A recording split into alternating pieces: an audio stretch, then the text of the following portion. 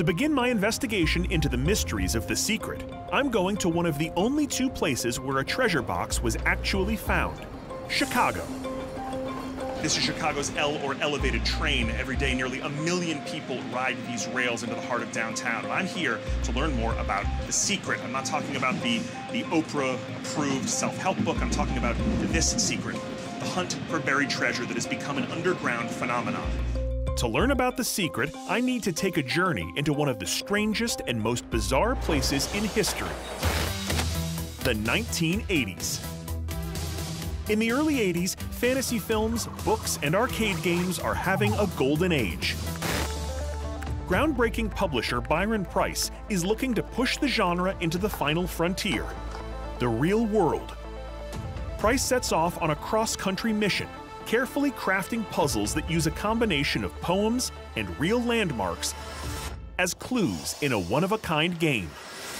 Preiss fabricates the actual loot, 12 ceramic boxes, each containing a key.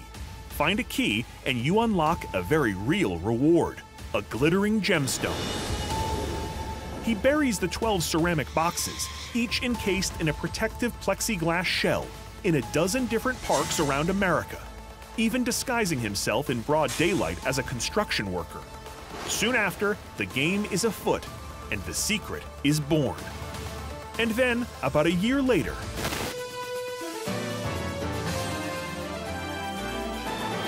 three suburban teenagers uncovered a buried treasure in Grant Park after reading a book that's called The Secret. To my right, Bob Roble, Eric Gazarowski. There's something more to it than this, isn't there? First off, inside the box, there was a key, and we have to send it to the author to let him know that we got the treasure, and then he sends us out an emerald. So you really got a treasure. And now, 3 decades later, I'm meeting two of the men at the scene of their victory. How you Josh. doing? Eric, nice to meet you. Eric? Rob, nice to meet you, Josh. Pleasure. Yeah. It's not every day I get to meet two bona fide, successful treasure hunters. Thank you. Thank you. Yeah. And paint me a picture of you three guys in high school. We like doing the fantasy gaming, so we roll out the dice, the boards, and start going. So You guys were D&D nerds? Yeah, yeah. Oh, yeah. Wow, it's a brave admission. Huh? Take your 10-sided die. Me too. Me too. Like a real-life version of the Goonies, Rob, Eric, and their friend David found a copy of The Secret and became obsessed with finding one of the treasure boxes. The rules of the hunt are simple enough. The book has 12 illustrations, 12 poems. Each set corresponds to one treasure in one city. Decipher an illustration and poem and walk your way to fortune and glory. After poring over the images, young Eric had a breakthrough. So I was sitting there looking at the image. On one of the plates, it jumped right out. I know I had it. Jumped up, hit my head on the bunk bed. I'm on the phone calling them. They're going crazy. Okay, what did you see? If you look right here, there's a windmill. Yes. If you take the veins of the windmill off, it instantly becomes the water tower here in Chicago. Yeah, it does. Yeah. It does. Oh, we're crazy. Were you kids. freaking out? We Oh, were. Yeah. Screaming and yelling. We're like, we found a bag of gold. Right. They had their starting point, the Windy City, further confirmed in the illustration by the upside-down Taurus or Chicago Bull, the Chicago Art Institute's Spirit of the Lake statue, and the outline of the state of Illinois. Okay, you got the water tower. Yes. We're in the right city. Yes. You're still a long way from digging up treasure. Oh, yeah. We had to figure out the first line of the verse. This is the poem that goes with the illustration. The first line of the verse is, "Where M and B are set in stone, and to Congress R is known." M and B are set in stone. We came to understand it meant man and beast. Well, right here. It's also on the plate, and it's too. also on the plate. Where M and B are set in stone, This is Congress Parkway. Congress Parkway. and to Congress R is known. And this is our, The railroad. the railroad. Illinois Central Gulf, which rumbles by. Rob and Eric had deciphered a crucial pattern in The Secret.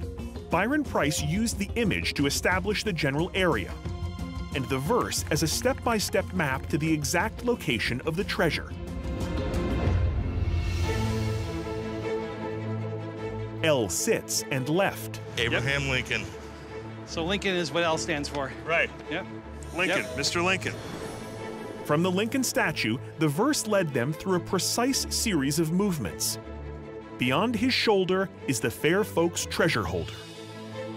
The end of 10 by 13 is your clue.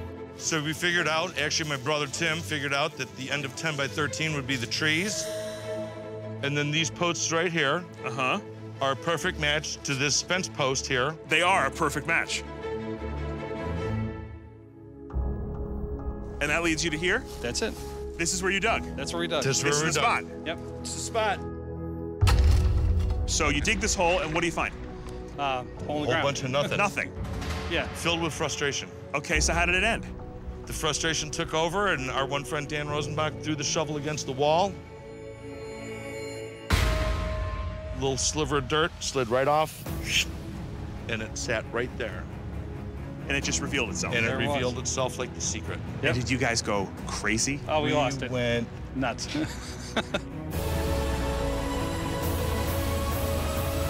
Would you like to see it? You have it? I do. Yes, I want to see it.